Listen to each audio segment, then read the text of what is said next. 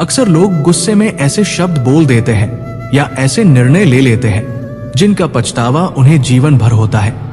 इसलिए क्रोध को दबाना नहीं, बल्कि समझदारी से संभालना सीखना आवश्यक है। क्रोध के क्षणों में यदि हम ये 4 बातें याद रख लें तो बहुत सी परेशानियों से बचा जा सकता है। पहली बात, क्रोध में लिया गया निर्णय सबसे गलत होता है।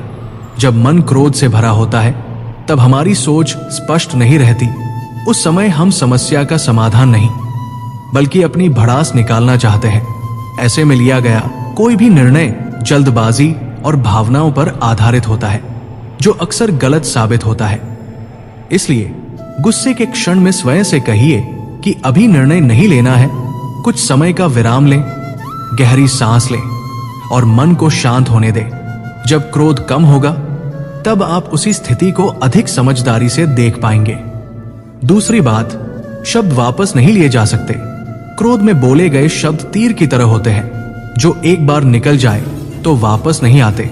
ऐसे शब्द सामने वाले के मन में गहरा घाव छोड़ सकते हैं, जिसे भरने में वर्षों लग जाते हैं। कई रिश्ते केवल इसलिए टूट जाते हैं क्योंकि गुस्से में कही गई बातों ने विश्वास को चकनाचूर कर दिया।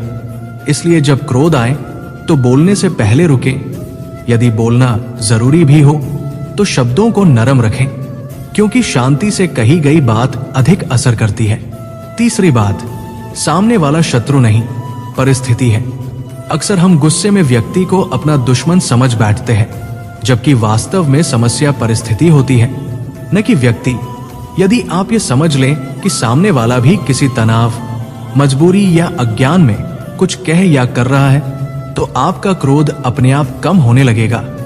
ये सोच आपको सहानुभूति सिखाती है और टकराव के स्थान पर समाधान की ओर ले जाती है। चौथी बात, क्रोध आपका नुकसान करता है, सामने वाले का नहीं।